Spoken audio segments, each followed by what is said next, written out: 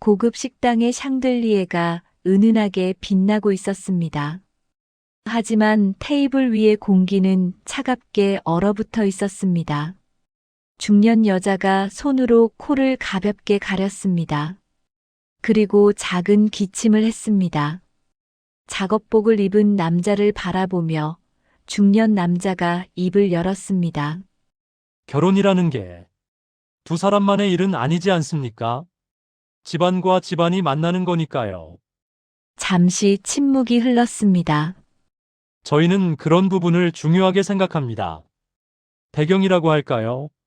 서로 비슷한 수준이어야 대화도 통하고 앞으로도 편하지 않겠습니까? 그 말의 의미는 명확했습니다. 젊은 여자의 손이 테이블 아래에서 꼭 쥐어졌습니다. 그녀는 간신히 목소리를 냈습니다. 아빠, 우리 나가요. 하지만 작업복을 입은 남자는 조용했습니다. 그는 상대방을 가만히 바라볼 뿐이었습니다. 중년 여자가 가방을 집어들며 일어섰습니다. 죄송하지만 이 결혼은 어려울 것 같습니다. 그들이 떠난 자리. 테이블에는 아버지와 딸만 남았습니다. 미안해, 아빠. 딸의 목소리는 떨렸습니다. 하지만 그 순간 아버지의 눈빛에는 무언가 다른 것이 타오르고 있었습니다. 그들은 아직 몰랐습니다. 자신들이 방금 무시한 그 남자가 누구인지. 별빛 인생 은빛 사연 시청자 여러분 안녕하세요. 구독과 좋아요는 사랑입니다. 오늘 하루도 빛나는 하루 되시길 응원하며 오늘의 사연 시작하겠습니다. 새벽 5시 공장 건물 사이로 주황빛 불이 켜지기 시작했습니다. 기계 돌아가는 소리가 하나둘 겹치면서 화성산업단지의 하루가 시작되었습니다. 그 소리 한가운데 한 남자가 작업복 지퍼를 올리며 현장으로 걸어 들어갔습니다. 남자의 이름은 박현만. 50이 넘은 나이지만 걸음걸이는 여전히 힘이 있었습니다. 회사 이름이 새겨진 남색 작업복은 세탁을 여러 번 거쳐 색이 바랬지만 그는 새 것으로 바꾸지 않았습니다. 익숙한 것이 좋았고 무엇보다 이 옷이 가장 편했습니다. 대표님, 오늘 일찍 나오셨네요. 한 직원이 안전모를 벗으며 인사를 건넸습니다. 현만은 손을 흔들며 웃었습니다. 자네보다 늦게 왔는데 뭐가 일찍이야. 직원은 웃으며 고개를 저었습니다. 이 회사에서 일한 지 10년이 넘었지만 대표가 사무실에만 앉아 있는 모습은 본 적이 없었습니다. 언제나 현장에 있었고 기름 묻은 손으로 기계를 만지고 직원들과 함께 점심을 먹었습니다. 현만은 천천히 공장을 돌며 기계 상태를 확인했습니다. 쇠가 부딪히는 소리, 용접 불꽃이 튀는 광경, 그리고 직원들이 땀을 흘리며 일하는 모습.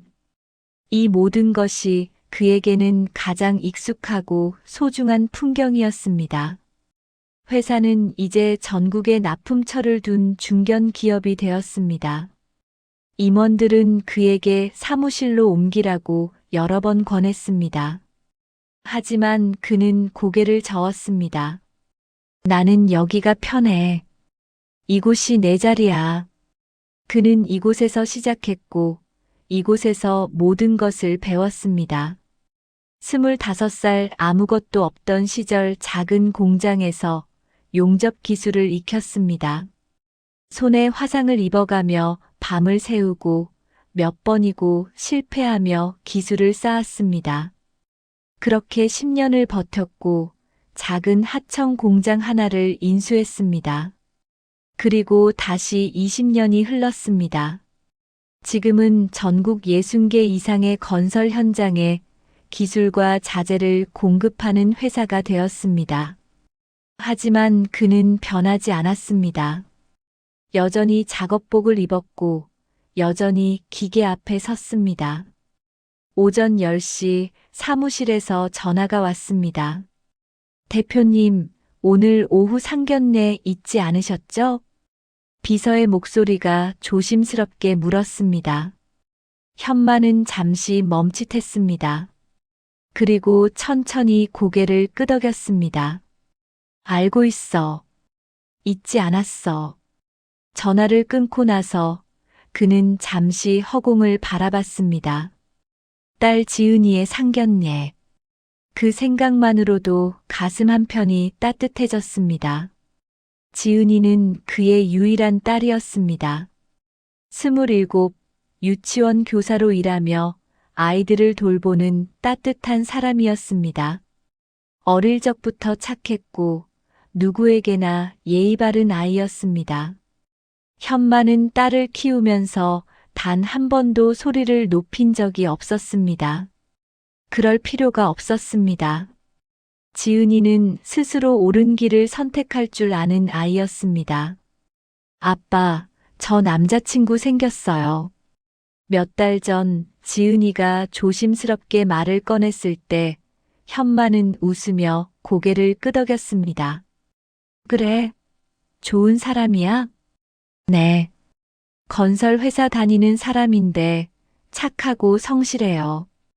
그날 이후 지은이는 몇 번 남자친구 이야기를 꺼냈습니다. 현만은 조용히 들어주었습니다. 딸이 행복해 보였기 때문입니다. 그리고 오늘 드디어 양가가 만나는 날이었습니다.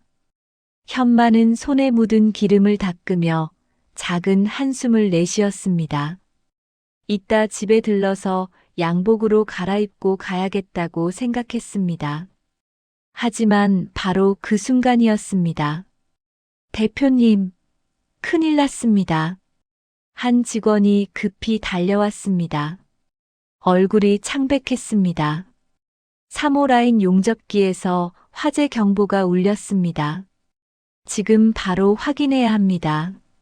현만의 표정이 굳었습니다. 화재 경보는 단순한 문제가 아니었습니다. 공장 전체가 멈출 수 있는 상황이었습니다. 그는 재빨리 안전모를 쓰고 현장으로 뛰어갔습니다. 연기가 희미하게 퍼져 있었고 직원들이 긴급 조치를 취하고 있었습니다. 현만은 능숙한 손놀림으로 기계를 점검하고 문제 부위를 확인했습니다. 1시간이 흘렀습니다. 다행히 큰 화재는 아니었지만 안전 점검을 끝내고 나니 시간은 이미 오후 2시를 넘어가고 있었습니다. 상견례 시간은 3시. 현만은 손을 털며 시계를 봤습니다. 집에 들러서 옷을 갈아입기에는 시간이 빠듯했습니다. 아니, 불가능했습니다. 식당은 서울 강남이었고 지금 출발해도 딱 맞을 시간이었습니다. 그는 잠시 망설였습니다. 그리고 작업복 소매를 걷으며 차에 올랐습니다. 괜찮을 거라고 생각했습니다. 옷보다 중요한 건 마음이니까. 그리고 진심은 언제나 통한다고 믿었으니까. 차가 고속도로를 달렸습니다. 창밖으로 햇빛이 비쳤고 현만은 조용히 미소를 지었습니다. 오늘은 딸의 중요한 날이었습니다. 그는 늦지 않게 도착하기만 하면 된다고 생각했습니다. 하지만 그는 몰랐습니다. 이 작업복 한 벌이 오늘 모든 것을 바꿔놓을 거라는 사실을.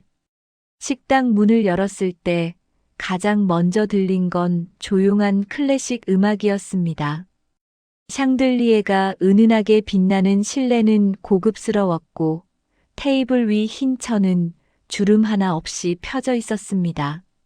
하지만 현만의 눈에 가장 먼저 들어온 건 창가 자리에 앉아 있는 딸의 모습이었습니다. 지은이는 연한 베이지색 원피스를 입고 있었습니다. 머리를 단정하게 묶었고 손은 무릎 위에 가지런히 모아져 있었습니다. 그 옆에 앉은 남자가 남자친구였을 겁니다. 정장을 갖춰 입은 젊은 남자는 긴장한 듯 자세를 바로 하고 앉아 있었습니다. 그리고 맞은편에는 중년 부부가 앉아 있었습니다. 남자는 짙은 회색 정장에 금태 안경을 쓰고 있었고, 여자는 진주 목걸이를 걸친 채 우아한 자세로 앉아 있었습니다. 상대 측 부모님이었습니다. 현마는 천천히 걸어 들어갔습니다. 발걸음을 옮길 때마다 작업화 밑창에서 작은 소리가 났습니다. 작업복 소매에는 아직 기름 자국이 희미하게 남아 있었고, 손톱 사이에도 검은 때가 조금 묻어 있었습니다. 지은이가 가장 먼저 아버지를 알아봤습니다. 순간 그녀의 눈이 커졌습니다. 놀람과 당황이 교차하는 표정이었습니다. 아빠. 지은이의 목소리는 작게 떨렸습니다. 현마는 미소를 지으며 손을 들었습니다. 미안해, 늦었구나. 상대 측 부부의 시선이 현만에게 향했습니다. 그리고 그 시선은 천천히 위에서 아래로 내려갔습니다. 작업복, 낡은 작업화, 그리고 손에 묻은 기름때. 공기가 미묘하게 변했습니다. 여자가 먼저 입을 열었습니다. 목소리는 공손했지만 어딘가 어색했습니다. 저 혹시 따로 아버님은 아직 안 오신 건가요? 현마는 고개를 저었습니다. 제가 아버지입니다. 순간 여자의 얼굴이 굳었습니다. 남자도 잠깐 당황한 듯 눈을 깜빡였습니다. 그 순간 지은이가 급히 말을 이었습니다. 아버지 회사에서 급한 일이 있으셔서 시간이 없으셨어요. 지은이의 목소리는 평소보다 빨랐습니다. 변명처럼 들렸고 그게 현만의 가슴을 조금 아프게 했습니다. 하지만 그는 아무 말하지 않았습니다. 대신 천천히 자리에 앉으며 말했습니다. 늦어서 죄송합니다. 현장에서 급한 일이 생겨서요. 네, 그러셨군요. 상대측 남자 이태식이 어색하게 고개를 끄덕였습니다. 하지만 그의 눈빛은 차가웠습니다. 현만을 보는 시선에는 평가가 섞여 있었습니다. 잠시 침묵이 흘렀습니다. 웨이터가 물을 따라주고 나가자 분위기는 더욱 무거워졌습니다.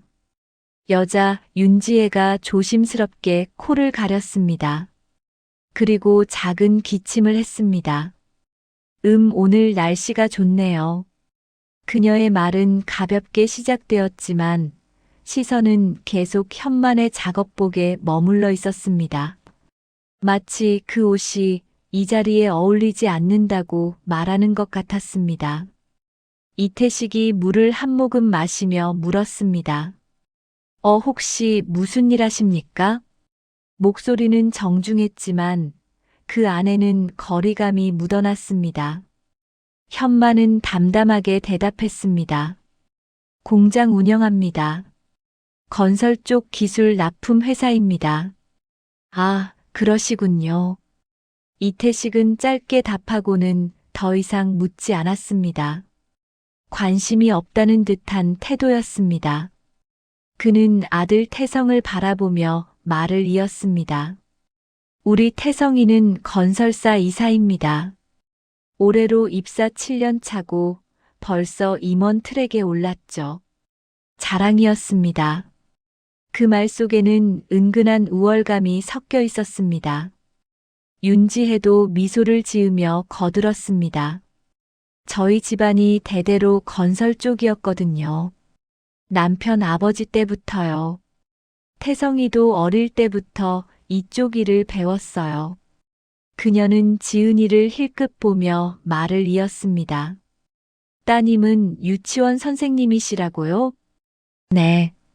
지은이가 작게 대답했습니다. 목소리는 평소보다 조용했습니다. 참 좋은 일이죠. 애들 가르치는 거. 근데 요즘은 선생님들 월급이. 윤지혜가 말끝을 흐렸습니다. 직접적으로 말하지는 않았지만 그 의미는 분명했습니다. 많이 받지 못하겠네라는 뜻이었습니다. 지은이의 손이 무릎 위에서 꼭 쥐어졌습니다. 현마는 그 모습을 봤습니다. 딸이 견디고 있다는 걸 알았습니다. 음식이 나왔습니다. 하지만 아무도 제대로 먹지 못했습니다. 분위기는 점점 더 차가워졌습니다. 이태식이 냅킨으로 입을 닦으며 말했습니다. 요즘 건설업이 참 어렵습니다. 자재비도 오르고 인건비도 오르고 그래도 우리는 탄탄하게 잘하고 있습니다. 그는 잠시 멈췄다가 말을 이었습니다. 결혼이라는 게 두 사람만의 일은 아니지 않습니까? 집안과 집안이 만나는 거니까요. 저희는 그런 부분을 중요하게 생각합니다. 현마는 포크를 내려놓았습니다. 그리고 조용히 물었습니다. 집안이요? 네. 배경이라고 할까요? 서로 비슷한 수준이어야 대화도 통하고 앞으로도 편하지 않겠습니까? 그 말의 의미는 명확했습니다. 당신네 집안은 우리와 수준이 다르다는 것이었습니다. 지은이의 얼굴이 하얗게 질렸습니다. 그녀는 테이블 아래에서 아버지의 손을 잡았습니다. 손은 차갑게 떨리고 있었습니다. 아빠, 우리 나가요. 지은이의 목소리는 간신히 나왔습니다. 하지만 현마는 고개를 저었습니다. 괜찮아. 그는 여전히 조용했습니다. 화를 내지도 항변하지도 않았습니다. 다만 상대 측을 가만히 바라볼 뿐이었습니다. 그 시선 속에는 실망이 있었습니다. 사람을 겉모습으로 판단하는 이들에 대한 조용한 안타까움이었습니다. 윤지혜가 가방을 집어들며 일어섰습니다. 오늘은 이만 일어나야 할 것 같네요. 저희도 바쁜 일정이 있어서요. 그녀는 현만을 한 번 더 훑어보고는 작게 한숨을 쉬었습니다. 죄송하지만 이 결혼은 어려울 것 같습니다. 서로를 위해서요. 식당을 나서는 그들의 뒷모습은 당당했습니다. 마치 옳은 결정을 내렸다는 듯이 테이블에는 현만과 지은이만 남았습니다. 지은이는 고개를 숙인 채 눈물을 참고 있었습니다. 미안해, 아빠. 현만은 딸의 어깨를 가볍게 두드렸습니다. 내가 미안할 일은 아니야. 그는 창밖을 바라봤습니다. 햇살은 여전히 밝았고 거리는 평화로웠습니다. 하지만 그의 마음속에서는 무언가가 차갑게 굳어지고 있었습니다. 사람을 옷으로 판단하는 세상. 진심보다 겉모습을 먼저 보는 사람들. 그는 오늘 그것을 다시 한번 확인했습니다. 그리고 조용히 결심했습니다. 이 일을 이대로 넘길 수는 없다고. 그날 밤 현만의 집 거실은 유난히 조용했습니다. 시계 초침 소리만 규칙적으로 공간을 채웠고 거실 한편에 앉은 지은이는 무릎을 끌어안은 채 아무 말도 하지 않았습니다. 현만은 소파에 앉아 딸을 바라봤지만 입을 열지 못했습니다. 지은이의 눈은 붉게 부어 있었습니다. 식당에서 나온 뒤 차 안에서 한참을 울었습니다. 아버지 앞에서 울지 않으려고 애썼지만 결국 참지 못했습니다. 현만은 운전을 하며 딸의 흐느낌을 들어야 했습니다.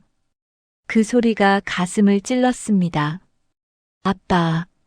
지은이가 겨우 입을 열었습니다.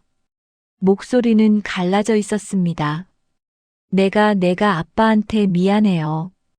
현만은 고개를 저었습니다. 내가 왜 미안해? 아빠가 그렇게 무시당하는 걸 내가 막지 못했어요. 나는 가만히 앉아만 있었어요. 지은이의 목소리가 떨렸습니다. 손으로 얼굴을 감싸며 다시 울음을 터뜨렸습니다. 나는 왜 아무 말도 못했을까요? 아빠를 지키지도 못했어요. 현마는 천천히 딸 옆으로 다가갔습니다. 그리고 그녀의 어깨를 가만히 안았습니다. 지은아, 넌 잘못한 게 없어. 아니에요. 나는 겁쟁이에요. 지은이는 고개를 숙였습니다. 아버지의 품에서 한참을 울었습니다. 현마는 아무 말 없이 딸의 등을 쓰다듬었습니다. 그날 밤은 그렇게 깊어갔습니다. 다음 날 아침, 태성건설 본사 회의실은 분주했습니다. 이태식 대표가 임원들과 함께 앉아 월간 실적을 보고 있었습니다. 화면에는 각 현장의 진행률과 수익 그래프가 떠 있었습니다. 이번 달은 괜찮습니다. 수주도 2건 더 들어왔고요. 한 임원이 보고했습니다. 이태식은 만족스러운 표정으로 고개를 끄덕였습니다. 좋아. 이대로만 가면 올해 목표는 문제없겠군. 그 순간 비서가 급히 회의실 문을 열고 들어왔습니다. 얼굴이 창백했습니다. 대표님, 지금 당장 확인하셔야 할 문서가 왔습니다. 뭔데 그래?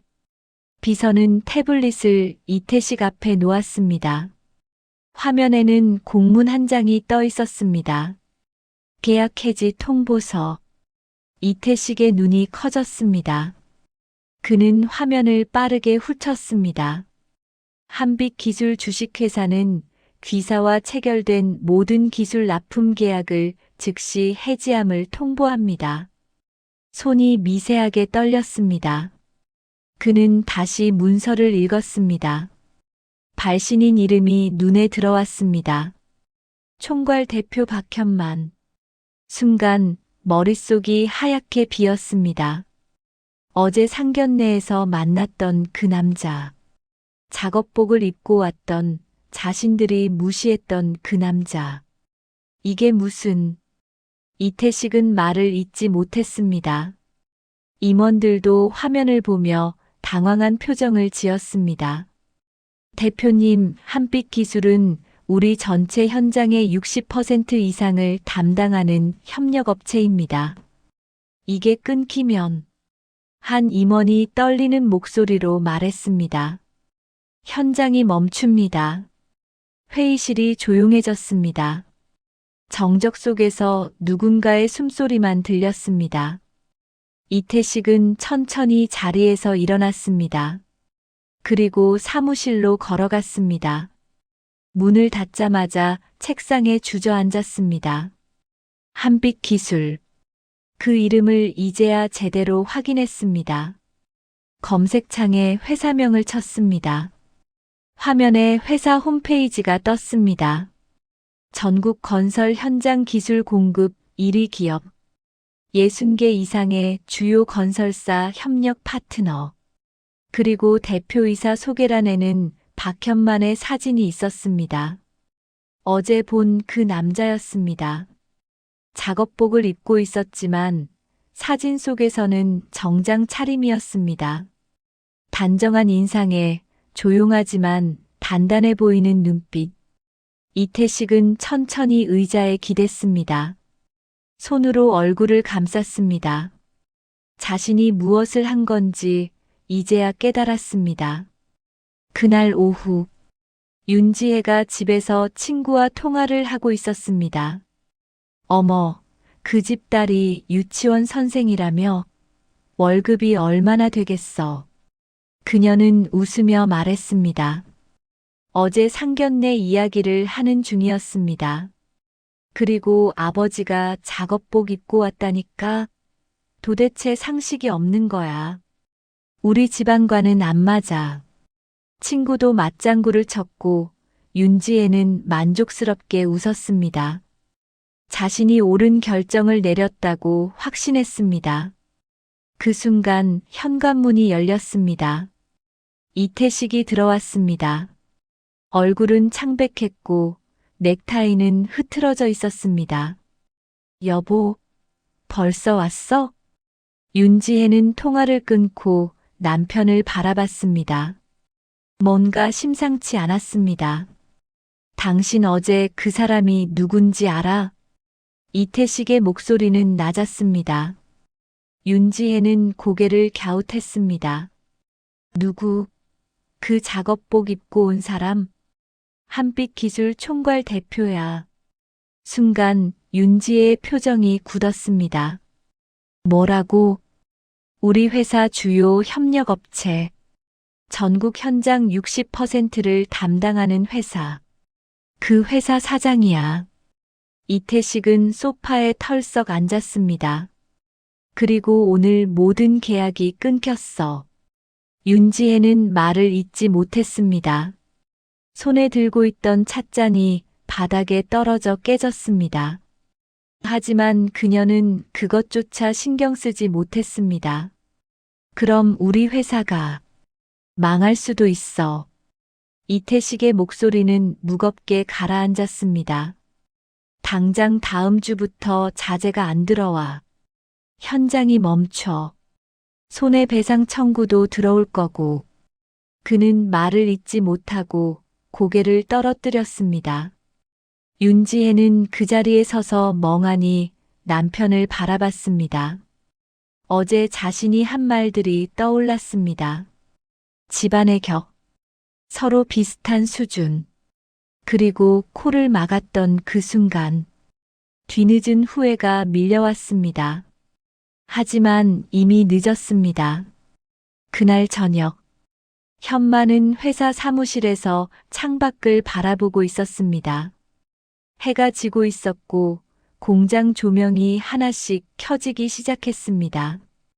비서가 조심스럽게 들어왔습니다. 대표님, 태성건설 측에서 면담 요청이 계속 들어오고 있습니다. 현만은 고개를 저었습니다. 받지 마. 네, 알겠습니다. 비서가 나가려는 순간 현만이 다시 입을 열었습니다. 사람은 옷으로 판단하는 게 아니야. 비서는 잠시 멈춰 섰습니다. 사람의 가치는 겉모습이 아니라 그 사람이 어떻게 행동하는지에 있어. 그걸 모르는 사람들은 대가를 치러야 해. 현만의 목소리는 조용했지만 단호했습니다.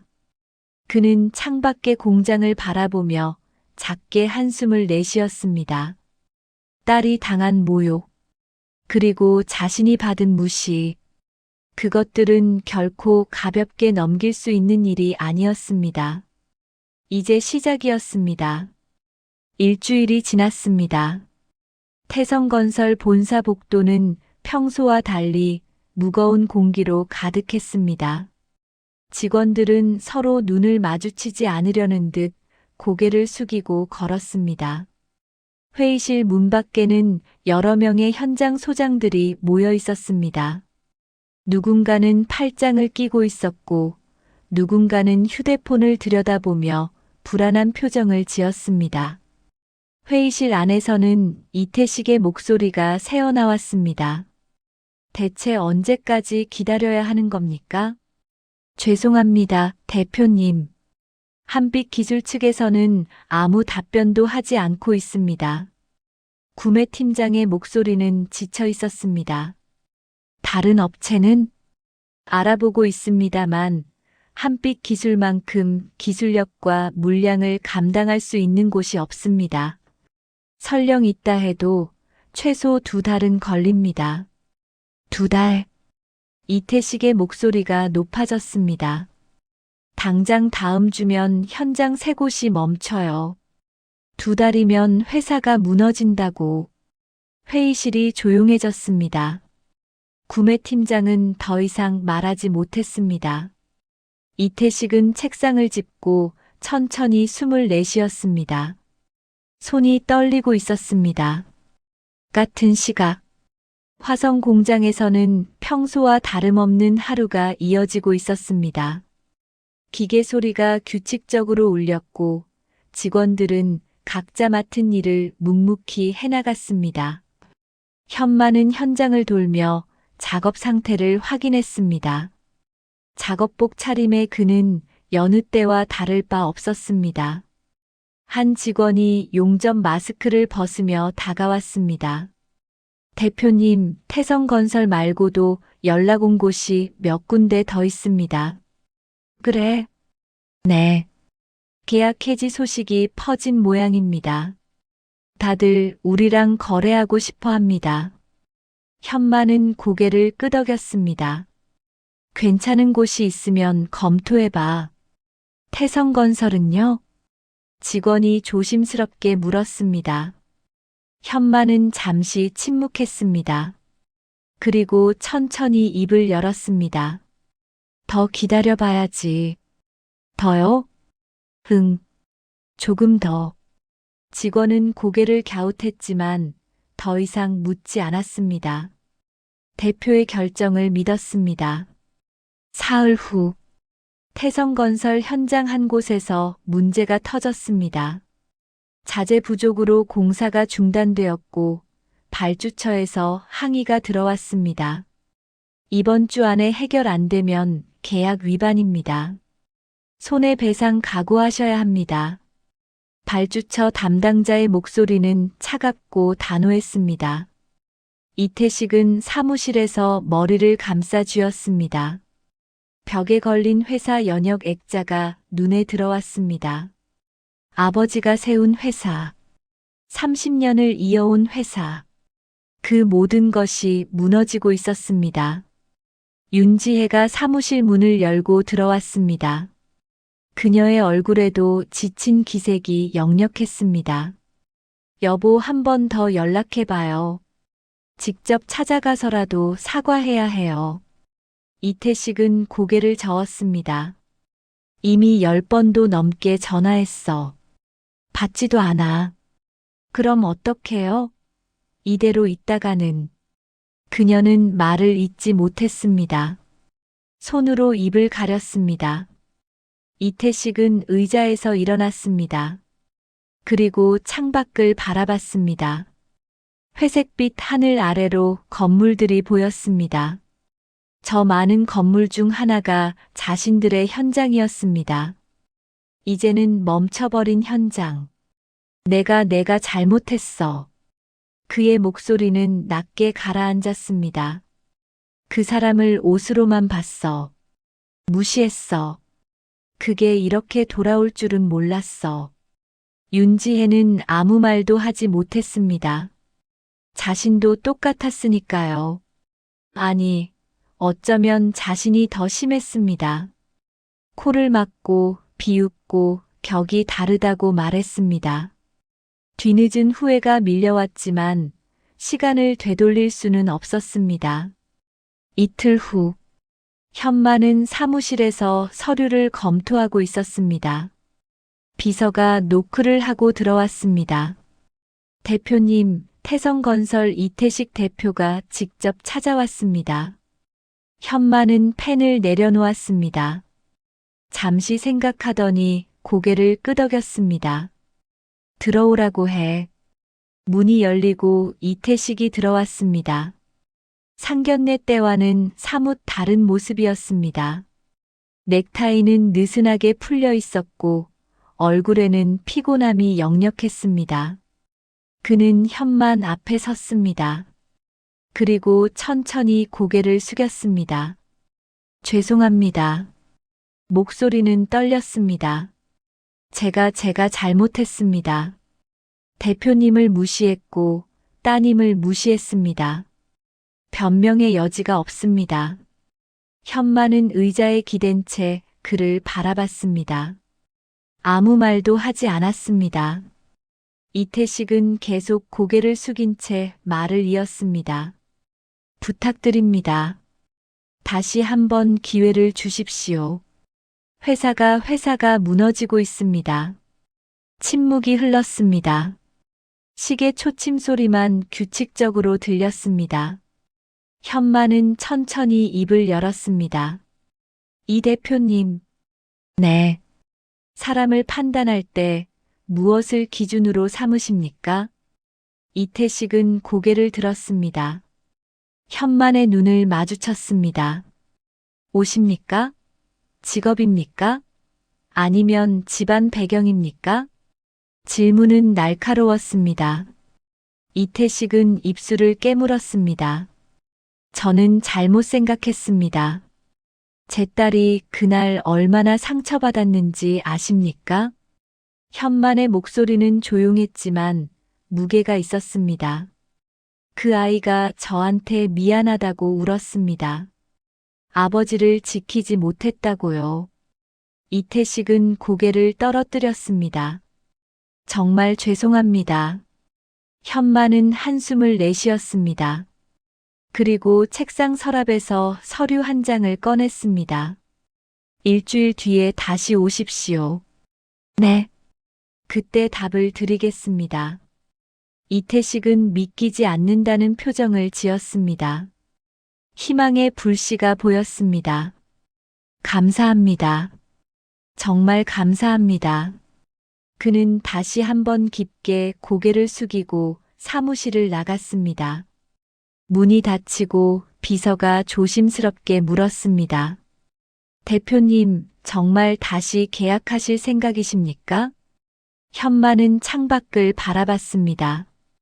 일주일은 교훈을 배우기에 충분한 시간이야. 그럼, 사람은 누구나 실수를 해. 중요한 건 그걸 깨닫고 바뀌느냐지. 비서는 고개를 끄덕였습니다. 현만의 눈빛에는 단호함과 동시에 따뜻함이 있었습니다. 일주일. 그 시간 동안 태성건설이 무엇을 배울지 현만은 지켜보기로 했습니다. 그날 저녁 현만은 지은이에게 전화를 걸었습니다. 아빠예요. 응, 아빠. 오늘 태성건설 대표가 왔었어. 그래요? 사과하더구나. 지은이는 잠시 침묵했습니다. 그리고 조용히 물었습니다. 아빠는 어떻게 하실 거예요? 조금 더 지켜봐야지. 진심인지 아닌지. 응. 현만은 미소를 지었습니다. 사람은 변할 수 있어. 그게 진짜 변화라면 말이야. 전화 너머로 딸의 작은 한숨이 들렸습니다. 하지만 그 안에는 안도감이 섞여 있었습니다. 일주일이 지난 어느 아침, 햇빛이 공장 창문을 통해 부드럽게 들어왔습니다. 먼지가 햇살에 반짝이며 천천히 내려앉았고, 현만은 그 빛 속에서 잠시 멈춰 섰습니다. 무언가 달라진 것 같았지만 정확히 무엇인지는 알 수 없었습니다. 오전 10시, 약속된 시간에 이태식이 다시 찾아왔습니다. 일주일 전과는 다른 모습이었습니다. 정장은 단정하게 차려입었지만 눈빛은 더 낮아져 있었습니다. 교만함은 사라지고 그 자리에는 겸손함이 자리 잡았습니다. 들어오십시오. 현만이 사무실 문을 열어주었습니다. 이태식은 조용히 들어와 앉았습니다. 두 사람 사이에 잠깐의 침묵이 흘렀습니다. 일주일 동안 많은 생각을 했습니다. 이태식이 먼저 입을 열었습니다. 제가 사람을 어떻게 대해왔는지, 제 아버지가 회사를 키우면서 무엇을 소중히 여겼는지 다시 돌아보게 되었습니다. 그는 잠시 말을 멈췄습니다. 손을 가만히 무릎 위에 올려놓았습니다. 저는 겉모습에만 집중했습니다. 회사 규모, 직함, 학벌 그런 것들만 봤습니다. 정작 중요한 건 보지 못했습니다. 현만은 조용히 듣고 있었습니다. 대표님께서 입으신 작업복 그게 부끄러운 게 아니었습니다. 오히려 현장을 지키시는 모습이었는데 저는 그걸 무시했습니다. 이태식의 목소리는 진심이 담겨 있었습니다. 현만은 천천히 고개를 끄덕였습니다. 그리고 조용히 말했습니다. 이 대표님. 네. 일주일 동안 몇 개 현장이 멈췄습니까? 세 곳입니다. 손해는요? 상당합니다. 하지만 그건 제가 감수해야 할 대가라고 생각합니다. 현마는 책상 서랍을 열었습니다. 그리고 서류 한 장을 꺼내 이태식 앞에 놓았습니다. 새로운 계약서입니다. 이태식의 눈이 커졌습니다. 믿기지 않는다는 표정이었습니다. 대표님, 조건이 하나 있습니다. 현마는 펜을 집어들었습니다. 앞으로는 사람을 겉모습으로 판단하지 마십시오. 작업복을 입든 정장을 입든 그 사람의 가치는 옷이 아니라 행동에 있습니다. 이태식은 고개를 숙였습니다. 명심하겠습니다. 그리고 제 딸에게 직접 사과하십시오. 반드시 그러겠습니다. 현마는 서류에 서명을 했습니다. 그리고 이태식에게 펜을 건넸습니다. 이태식도 떨리는 손으로 서명을 했습니다. 계약이 다시 시작되었습니다. 하지만 이번에는 달랐습니다. 서로에 대한 존중이 그 안에 담겨 있었습니다. 며칠 후, 현마는 지은이와 함께 공원을 걷고 있었습니다. 가을 바람이 부드럽게 불었고 낙엽이 천천히 떨어졌습니다. 아빠, 태성건설 이사님이 나한테 전화했어요. 그래, 사과하더라고요. 진심으로요. 지은이는 멈춰 섰습니다. 그리고 아버지를 바라봤습니다. 아빠는 왜 다시 계약을 해줬어요? 그렇게 우릴 무시했는데. 현마는 벤치에 앉았습니다. 지은이도 그 옆에 앉았습니다. 지은아, 사람은 실수를 해. 누구나 그래. 현마는 하늘을 바라봤습니다. 중요한 건 그 실수에서 뭘 배우느냐야. 진짜로 변하려고 하느냐지. 그럼 아빠는 그 사람들이 변했다고 생각해? 모르지. 하지만 기회는 줘야 해. 그게 사람이 사람에게 할 수 있는 일이니까. 지은이는 고개를 끄덕였습니다. 아버지의 손을 꼭 잡았습니다. 나도 아빠처럼 살고 싶어. 어떻게? 사람을 대할 때 겉모습 말고 진짜 모습을 보는 사람. 그런 어른이 되고 싶어. 현마는 딸의 머리를 쓰다듬었습니다. 넌 이미 그런 사람이야. 아니야. 나는 그날 아무것도 못했어. 아빠를 지키지 못했어. 지은아. 현마는 딸을 바라봤습니다.